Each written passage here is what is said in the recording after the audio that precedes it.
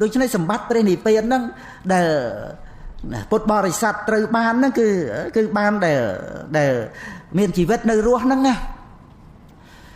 នៅក្នុងជាតិហ្នឹងដូចជាតិបាសិកាវិសាខាលោកសិទ្ធិអនាថបិណ្ឌិកអីហ្នឹងគាត់មានសម្បត្តិលោកីហ្នឹងហើយគាត់បានសម្បត្តិព្រះនិព្វានហ្នឹងព្រះអនន្តហ្នឹងមានសម្បត្តិព្រះនិព្វានហ្នឹងណាតួព្រះអនន្តដែលយើងបញ្ញត្តិឧបាសិកាវិសាខាដីឬក៏ព្រះរិយបុគ្គលព្រះអរហន្តព្រះសម្មាសម្ពុទ្ធដីហ្នឹងគឺជាខណ្ឌមិនមែនតួព្រះនិព្វានទេហ្នឹងណាគឺរូបវេទនាសញ្ញាសង្ខារវិញ្ញាណបញ្ញត្តិតែពុទ្ធព្រះវិជ័យកពុទ្ធព្រះអរហន្តអញ្ចឹងទៅព្រះសេកបុគ្គលហ្នឹងគឺជាខណ្ឌប៉ុន្តែ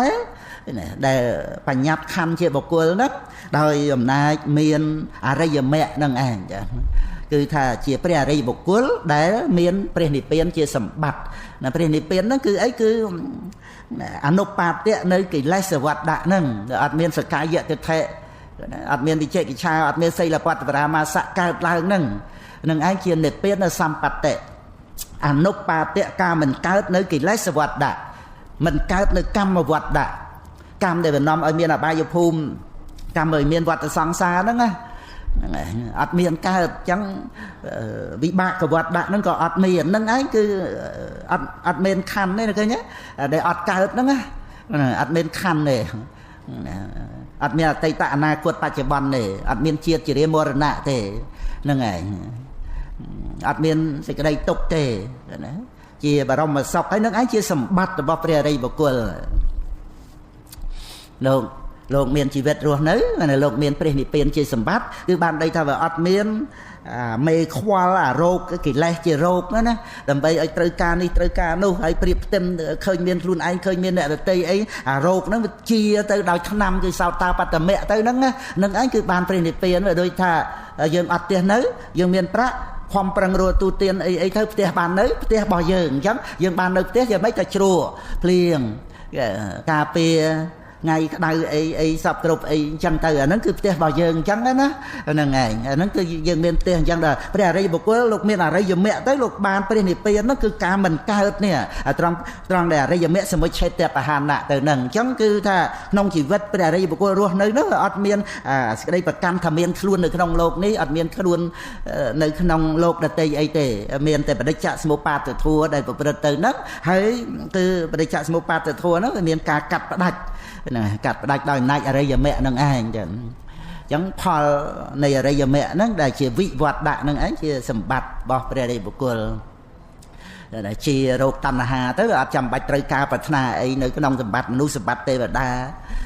កាត់នៅទោសៈទៅទៀតដោយអនាគាមិមគ្គទៅអត់មានតោមនស្សអត់មានបន្ទុះអត់មានតោះអីចឹងទៅមកពីអីបានជាលោកមានសេចក្តីសុខម្ល៉េះអត់មានកាមឆន្ទៈ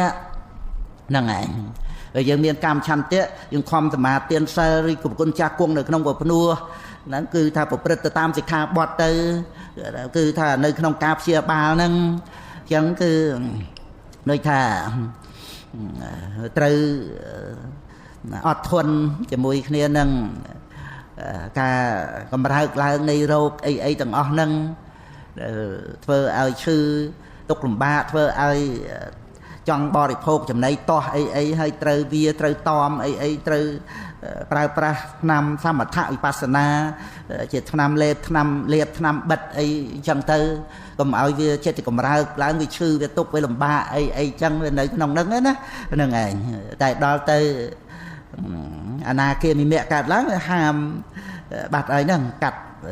ដាច់ជាសមុច្ឆេតកាមឆន្ទៈជាបាតៈអញ្ចឹងគឺឈ្មោះថាលោកបានសម្បត្តិព្រះនិព្វានហើយជាផលសម្រាប់របស់អនាគាមិមគ្គហ្នឹងគឺការមិនកើតណានៅកិលេសវត្តៈថ្នាក់កាមឆន្ទៈជាបាតៈហ្នឹងហើយអញ្ចឹងលោកបានសម្បត្តិអញ្ចឹងទៅលោកសុខលោកសុខគឺអត់មានដៅ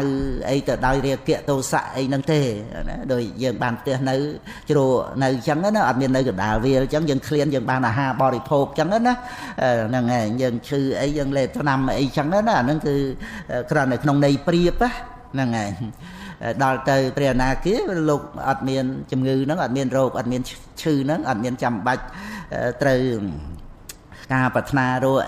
អីដើម្បីយកមកដោះស្រាយជំងឺរោគហ្នឹងទេណាត្រូវប្រើប្រាស់ដោយបច្ច័យ4អីចឹងទៅអាហ្នឹងវាគ្រាន់តែដូចជាថ្នាំបំបត្តិការឈឺចាប់តែប៉ុណ្ណឹងហ្នឹងឯង nămបំបត្តិការឈឺចាប់វាមិនមែនជាទេបច្ច័យ4ហ្នឹងណាដល់ទៅព្រះអរិយបុគ្គលលោកបានថ្នាំជាហ្មងជារោគហ្នឹងរោគកិលេសវត្តៈហើយនឹងរោគវត្តសង្សារហ្នឹងបានថ្នាំជាបាលហ្នឹងដោយអរិយមគ្គហ្នឹងអញ្ចឹងយើងនៅជាមនុស្សវាចេះតែបានថ្នាំបំបត្តិការឈឺចាប់ហើយទៅទេវតាទៅអីហ្នឹងហើយក៏ញៀនជាមួយគ្នានឹងថ្នាំបំបត្តិការឈឺចាប់ហ្នឹងទៅក៏វាឈឺវាលំបាកដល់ទៅលេបថ្នាំហ្នឹងអញ្ចឹងទៅវាបាត់ឈឺទៅវាស្រួលដល់អញ្ចឹងទៅវាញៀនហ្នឹងអារឿងស្រួលហ្នឹងអញ្ចឹងទៅហ្នឹងឯងពុទ្ធបរិស័ទយើងបានមកជួបពធហ្នឹងបានដឹងថាអូការដែលមិនឈឺដែលត្រូវព្យាបាលឲ្យជាទៅហ្នឹងគឺដោយអំណាចនៃអរិយមគ្គនេះមាននៅតែក្នុងពុទ្ធសាសនាហ្នឹងគឺប្រសើរដល់ក្រៃលែងហើយមិនចាំបាច់អីដែលថាយើងឈឺហើយចេះតែរស់ថ្នាំបំបត្តិការឈឺចាប់ហ្នឹងទេវាអត់ជាវាបន្តវត្តសង្សារយើងមិនមែននៅតែមនុស្សចេះតែបានបាយទទួលទានហ្នឹងឯណាទីបំផុតវាបានរយៈថាកម្មហ្នឹងមួយជាតិហ្នឹងនឹងយៈថាកម្មអីខ្លះ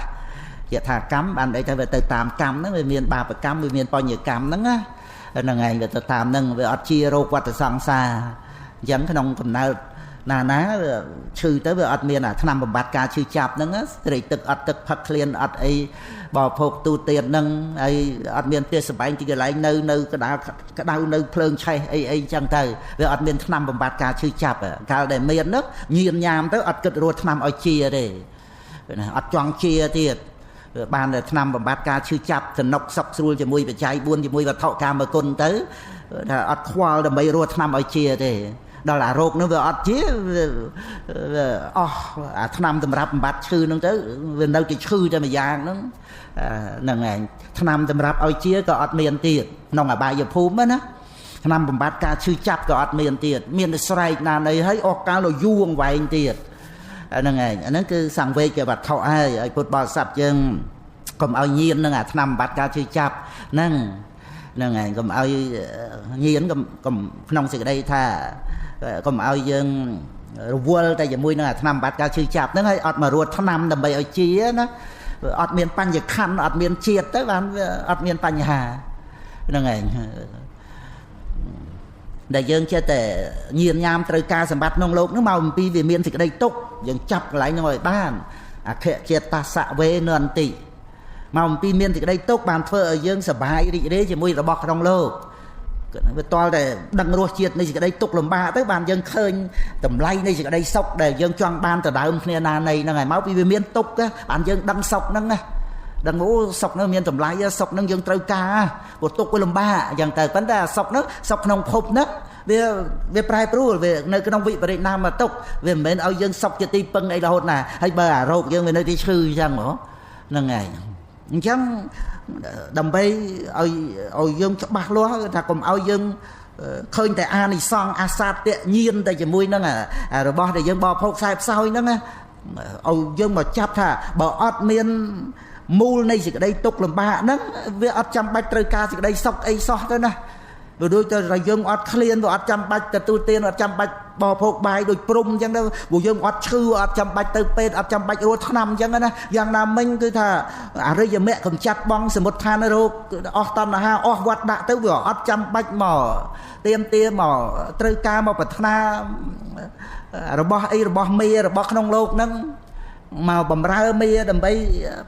បានរង្វាន់បានស្អីក្នុងភពហ្នឹងវាអត់ចាំបាច់ត្រូវការអីទាំងអស់បើអត់មានអត្តភាពហើយហ្នឹងអត់មានបញ្ញខណ្ឌហើយហ្នឹងវាមានចាំបាច់ត្រូវការអីហ្នឹងហើយមុននឹងអស់បញ្ញខណ្ឌហ្នឹងវាអស់អាសេចក្តីប្រកាន់បញ្ញខណ្ឌជាខ្លួនយើងជារបស់យើងហ្នឹងសមុទ្ឋានរបស់វត្តសង្សារហ្នឹងសមុទ្ឋានរបស់ជាតិ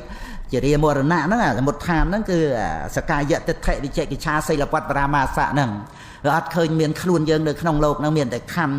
ដែលមានបច្ច័យឲ្យកើតឡើងហើយរលត់ទៅក្នុងលោកហ្នឹងតែប៉ុណ្ណឹងអញ្ចឹងវាអត់មានមកស្ដាយអីបញ្ញខណ្ឌហ្នឹងថាជាខ្លួនយើងអីស្អីមិនមានបច្ច័យ4មិនមានសម្បត្តិនៅក្នុងភពទេវលោកអីវាអត់មានសេចក្តីសម្គាល់ថាណាអ្នកបានអីទេវាមានតែរបស់ដែលកើតហើយរលត់ទៅដូចគ្នាទាំងអស់ ទាំងសេចក្តីសម្គាល់ថាយើងគឺបញ្ញខੰទាំងអ្វី